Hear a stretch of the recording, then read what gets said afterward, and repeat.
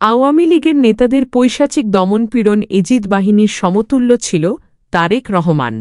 দেশ ছেড়ে পালিয়ে যাওয়া নিষ্ঠুর আওয়ামী নেতাদের পৈশাচিক দমনপীড়ন এজিদ বাহিনীর সমতুল্য ছিল বলে মন্তব্য করেছেন বিএনপির ভারপ্রাপ্ত চেয়ারম্যান তারেক রহমান। তিনি বলেন, গত ১৬ বছরে পতিত আওয়ামী ফ্যাসিস্ট সরকার সকল ভাঁওতাবাজির নির্বাচন, মানুষের ভোটাধিকার হরণ, গুম, বিচার বহির্ভূত হত্যা, সন্ত্রাস, হানাহানি ও দেশের টাকা বিদেশে পাচারসহ এক অবর্ণনীয় শোষণ ও জুলুমের রাজত্ব কায়েম করেছিল। বিএনপি চেয়ারপারসন বেগম খালেদা জিয়াকে মিথ্যা মামলায় ফরমায়েশি রায় সাজা দিয়ে কারারুদ্ধ রাখা এবং তাকে সুচিকিৎসা বঞ্চিত করে মৃত্যুর মুখোমুখি দাঁড় করানো হয়েছিল। দেশ ছেড়ে পালিয়ে যাওয়া নিষ্ঠুর আওয়ামী নেতাদের পৈশাচিক দমনপীড়ন ছিল এজিদ বাহিনীর সমতুল্য।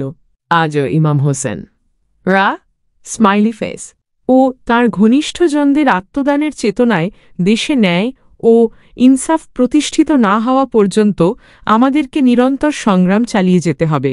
আর কোনোভাবেই যাতে নির্দয় অত্যাচারীর অভ্যুদয় না ঘটে, সেজন্য ইমাম বাহিনীর যুদ্ধ আমাদেরকে সবসময় প্রতিরোধের প্রেরণায় উদ্বুদ্ধ করবে। ১০ মহররম পবিত্র আশুরা উপলক্ষে শনিবার গণমাধ্যমে পাঠানো এক বাণীতে তিনি এসব কথা বলেন। দ্বিতীয় অংশ। তারেক রহমান বলেন, ইসলাম ধর্ম অনুসারীদের জন্য অত্যন্ত ঘটনাবহুল ও স্মরণীয় একটি দিন ১০ মহররম। বিশ্বের ইতিহাসে এই দিনটিতে অসংখ্য ঘটনা সংঘটিত হয়, তাই এই দিনটির মহিমা অসীম। এক বিয়োগান্তক বিষাদময় ঘটনার স্মৃতি বিজড়িত এদিন, যা পবিত্র আশুরা হিসেবে পালন করা হয়। অন্যায় অবিচার জুলুমের বিরুদ্ধে লড়াই করতে গিয়ে মহানবী হজরত মুহাম্মদ শাহ এর প্রিয় দৌহিত্র হজরত ইমাম হোসেন রা এ দিনে কারবালার প্রান্তরে শাহাদাত বরণ করেছিলেন। এই দিন শোক, শ্রদ্ধা ও আত্মত্যাগের দিন, জাগতিক অন্যায় ও দুর্নীতির প্রতিবাদ।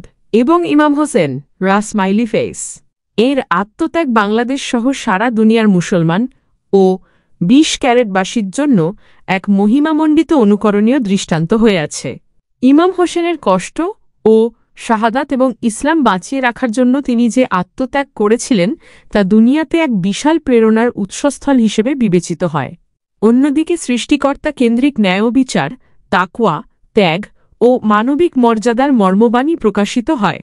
তিনি বলেন, হযরত হোসেন রা স্মাইলি ফেস এর শাহাদাত অন্যায়, অত্যাচার ও নিপীড়নের বিরুদ্ধে এক নজিরবিহীন আদর্শিক সংগ্রামের উদাহরণ।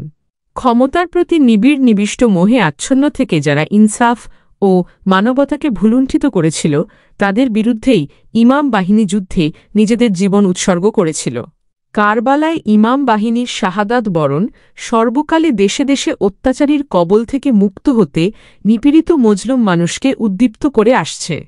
বিএনপির ভারপ্রাপ্ত চেয়ারম্যান শহীদ হজরত ইমাম হোসেন রা তার শহীদ পরিবার ও সঙ্গীদের শাহাদাতের স্মরণে তাদের স্মৃতির প্রতি গভীর শ্রদ্ধা জানান এবং তাদের রুহের মাগফিরাত কামনা করেন। তৃতীয় অংশ। কাউকে নির্বাচিত করা আমাদের কাজ না। ফাউজুল কবির। বিদ্যুৎ, জ্বালানি ও খনিজ সম্পদ মন্ত্রণালয়ের উপদেষ্টা মোহাম্মদ ফাউজুল কবির খান বলেছেন, কাউকে নির্বাচিত করা আমাদের কাজ না। যারা নির্বাচিত হবে তাদের সঙ্গেই আমাদের কাজ করতে হবে। তিনি বলেন, নির্বাচনকালীন পক্ষপাতিত্ব করলে সাবেক সিইসি নুরুল হুদার মতো কঠিন পরিণতি ভোগ করতে হবে। শনিবার ৫ জুলাই সকালে জেলা প্রশাসন ও জেলা সরকারি কর্মকর্তা এবং অংশীজনদের সঙ্গে মতবিনিময় সভায় একথা বলেন তিনি। মোহাম্মদ ফাউজুল কবির খান বলেছেন, সামনে জাতীয় নির্বাচন একটি অগ্নি পরীক্ষা আমাদের জাতির জন্য। এই পরীক্ষায় আমাদের উত্তীর্ণ হতে হবে। তাছাড়া এবারের নির্বাচনে কোন আশঙ্কা এবং কোন ক্ষয়ক্ষতি ছাড়াই ভোটাররা ভোট কেন্দ্রে ভোট দিতে পারবে। প্রবাসী ভোটাররা প্রথমবারের মতো পোস্টাল ভোটের মাধ্যমে ভোট দিতে পারবেন। জ্বালানি উপদেষ্টা বলেন, গ্যাস ও কয়লা দিয়ে বিদ্যুৎ উৎপাদন করতে খরচ বেশি হচ্ছে, তাই সরকার নবায়নযোগ্য জ্বালানি হিসেবে সোলার বিদ্যুৎ উৎপাদনে জোর দিয়ে কাজ করছে। জেলা প্রশাসন আয়োজিত মতবিনিময় সভায় জেলা প্রশাসক হাসিনা বেগমের সভাপতিত্বে অন্যান্যদের মধ্যে বক্তব্য দেন বাপেক্সের ব্যবস্থাপনা পরিচালক প্রকৌশলী